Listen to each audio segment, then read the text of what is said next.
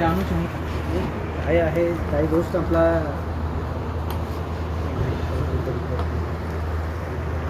पूर्ण आता तालुक्याचा आढावा घेतला. तालुक्याच्या आढावामध्ये आपला शासनच्या आता महत्त्वाचे विषय आहेत SIR, सेन्सस, त्याच्यानंतर मुख्यमंत्री बळीराजा शेतपाणंद रस्ता योजना, महाराजस्व अभियान, आपले सरकारमधलं तक्रार, म्युटेशनच्या पेंडिंग हाताळणी आणि इतर गोष्टी जिल्हा परिषदच्या रिलेटेड सर्व आढावा झाला.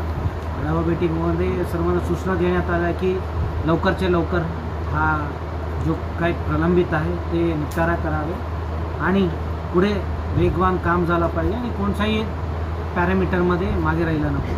काही गोष्टीमध्ये असं त्यांचं काम समाधानकारक नव्हता, तो त्याच्यासाठी सूचना देण्यात आलेली आहे की कोणत्या विभागाचं समाधानकारक नव्हतं? पहिली आहे कोणाचं नाव या विभागाचं नको, पण काही गोष्टीमध्ये होता तो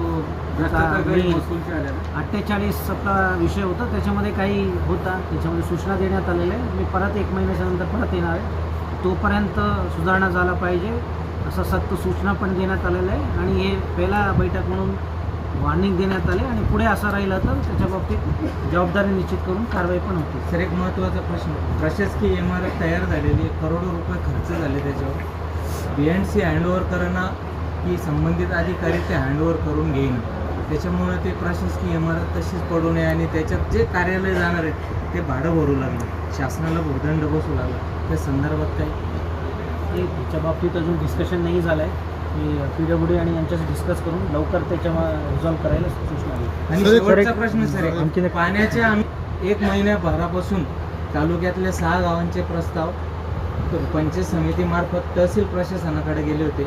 सन्माननीय तहसीलदार साहेबांना 1 महिना त्याच्यावर सह्या करायला वेळ मिळाला नाही.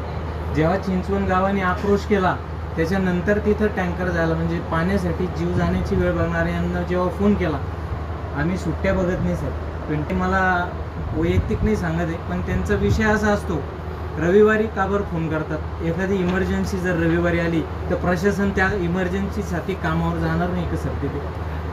महसूलच्या संदर्भामध्ये सर इतका वाईट अनुभव आहे ग्रामीण भागातल्या लोकांना. तुम्ही पत्रकार म्हणून आम्ही तुमच्याजवळ जर व्यथा मांडत असलो महसूलची, तुम्ही याबद्दल योग्य ती कारवाई करावी एवढी विनंती आहे तुम्हाला. एक प्रश्न आहे सर, आढावामध्ये सर्व माझा लक्षात आणलेला आहे आणि याच्या बाबतीत पाणी टंचाईचा पण आढावा झालेला आहे.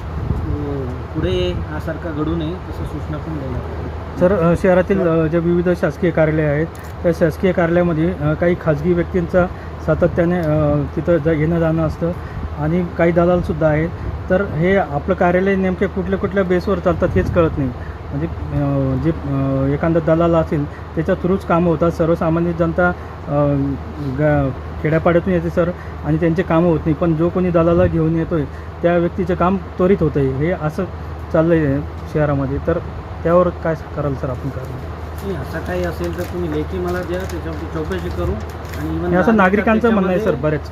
त्याच्यामध्ये आता आढावा घेतलेला आहे, कोणतं पेंडिंग राहिलं नको म्हणून त्यांना सूचना दिलेल्या आहे आणि स्पेसिफिक काही तक्रार असेल तर चौकशी करू आणि त्याच्यामध्ये तथ्य आढळून आलं तर कायदेशीर कारवाई होईल. एका जबाबदार पदाधिकाऱ्यांनी तहसीलला लावण्याची मागणी तुमच्याकडे केली की तहसीलमध्ये संवेदनशील कोणी राहिलं नाही, कर्मचारी अधिकारी भेटत नाही आणि ते एका जबाबदार पक्षाचे तालुका अध्यक्ष आणि त्यांनी आत्ताच आम्ही दिवसलेले असताना की आम्हाला तहसीलला कुलूप लावण्याची परवानगी द्या म्हणून तुमच्याकडे मागणी केली.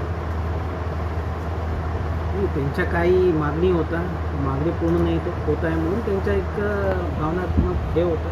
पण जो काही विषय आहे ते लवकर निपटारा करण्यासाठी सूचना दिलेला आहे. प्लस मी स्वतः येऊन इकडे आढावा घेतलेला आहे. मला पण आता काही इकडे मुद्दे आहे ते लक्षात आलेले आणि कंटिन्युअस याच्या बाबतीत लक्ष असणार आहे आणि वरून पण जिल्हास्तरावरून पण एक मी अधिकारी नेमतो, ते पण येऊन पूर्ण ते आपल्या इकडे सिस्टम आहे व्यवस्थित करायचं. सर एक प्रश्न आहे आणि सुरुवातीला आपण पहिल्यांदा इथं आला सिल्लोडमध्ये, त्याच्याबद्दल तुमचं अभिनंदन.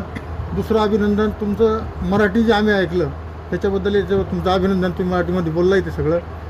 सर मागच्या 2-3 वर्षाचा दुष्काळ पडल्यानंतरचा हिशोब जर काढला, टँकर, विहीर अधिग्रहण आणि पाणी जनतेला पाजायसाठी शासनाने जो खर्च केला त्या खर्चाचे आकडे जर पाहिले आणि धरणामध्ये जे पाणी आता आहे किंवा त्या काळात होतं ते जर ते थांबवलं असतं, ठीक आहे शेतकऱ्याच्या अडचणी शेवटच्या टप्प्यात माल आहे पण इथे प्रत्येक धरणातून बेसुमार उपसा चालतो, याच्यात कोणी लक्ष देत नाही, काही नाही. मग त्याचा परिणाम काय होतो, सरकारवर बोधन पडतो. आणि मग टँकर, मग ही लॉबी, मग वीज अधिग्रहण, हा सगळा याचा सगळा विषय पुढे मग लांबतो.